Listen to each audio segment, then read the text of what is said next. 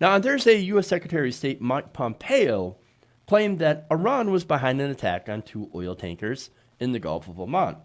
Now, in his speech, Pompeo said this, quote, "Our assessment is based on the intelligence, the weapons used, the level of expertise needed to execute the operation, recent similar Iranian attacks on shipping, and the fact that no proxy group operating in the area has the resources and proficiency to act with such a high degree of sophistication." He also asserted that Iran has been behind a bunch of other attacks in the region. And he said, taken as a whole, these unprovoked attacks present a clear threat to international peace and security. So, again, he is claiming, here's Iran, they're attacking shipping in the area, and we need to do something about it. And that, of course, would end up, in my estimation, and I hope I'm incorrect, but a conflict or a confrontation with Iran, which could turn into a disastrous war. Now, Iran has denied involvement. They said, no. We're not involved. We did not do this. We are not interested in a conflict with the United States. Why would we blow up these tankers or attempt to blow up these tankers? And that's a good question, right? Now, it turns out that a Japanese oil tank owner claims that he has proof that Iran was not behind the attack, or at least there's no evidence, or that he has evidence that contradicts the official U.S. narrative. Now, this is Yutaka Katada, right? And he's one of the owners of the tankers that were crippled by explosions in the Gulf of Oman. He says the United States is wrong about what happened and about the way the attack was carried out. Now, this was during a press conference in Tokyo on Friday. He contradicted Secretary of State Mike Pompeo and the U.S. Navy, which released a video that purports to show an Iranian patrol boat removing a limpet mine from the port side of the Kukuka Courageous, which is a ship. Now, Katada says, my ship wasn't attacked on that side. We were not attacked on the port side.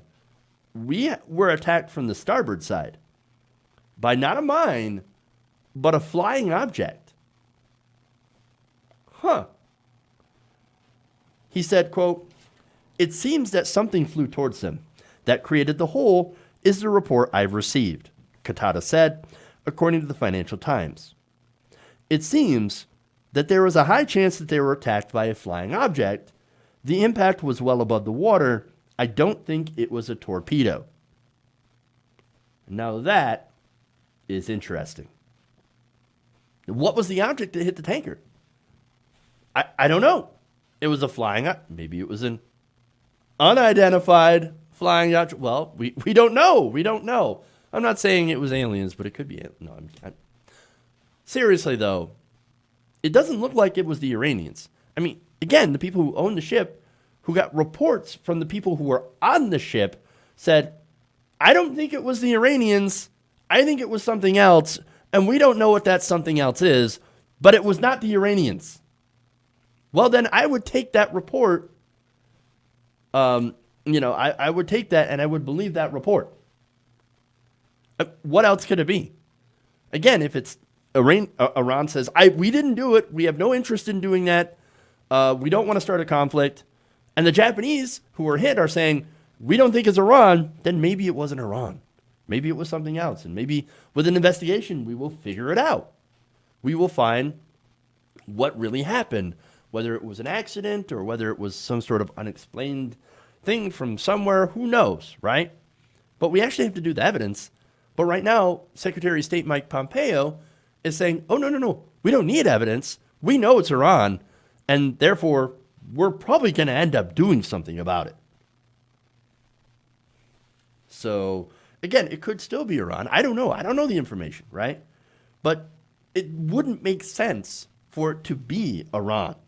Because that would be basically be asking the United States, hey, come invade us. Well, that wouldn't make any sense. I have no love for the mullahs, but they're not idiots. They don't want their country invaded by the great Satan, right? No, nobody wants that to happen. But the only people who do want that to happen are people that have a financial interest in the area. You have Mike Pompeo, You have John Bolton, that are two incredible neocon war hawks that have some very disastrous views in the Middle East as it pertains to the end times. Go back and watch some of those previous videos that I've done talking about their beliefs. You can find that by subscribing to our channel. And you also have defense contractors, oil companies. They are all salivating at the thought of a new war with Iran in the Middle East.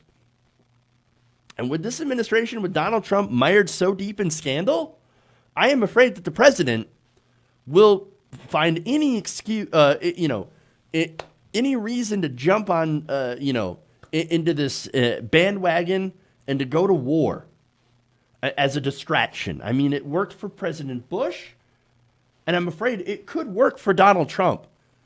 And that would be absolutely disastrous. And it's been shown that Pompeo is a stone cold liar. And along with corporate media, look, they're trying to steer us towards another disastrous conflict. That's a completely other story. The way that the media has never met a war that they didn't like. They always drumbeat war because it gets good ratings. But I have to tell you, wait for the facts to come out and do not fall for this. Because I warn you, a war with Iran would be an absolute disaster and a debacle 1,000 times worse than the Iraq War. We cannot fall for this. We cannot end up going to war with Iran. And we have to make sure to stop it. That everybody knows that we will not tolerate another disastrous conflict in the Middle East that is only meant to fill the pockets of the oil executives and the CEOs of the defense contract industry. Hey guys, hopefully you enjoyed that free video. Now I'm going to have to ask you a favor. Between the demonetization and the YouTube algorithm messing around with view counts, etc., we're having a hard time adjusting to the new YouTube reality, which is where you guys come in. See, we have a Patreon, patreon.com/TYTNation, set up to help us rely on you guys, the viewers, instead of big corporate ads. Look, you know the show. You know how I'm not in favor of big corporations anyway. So help us transition away from relying on the ad model to pay the bills and sign up to be a patron, patreon.com/TYTNation. That goes a long way to help us keep the lights on. And you guys will know that you're supporting independent, progressive media.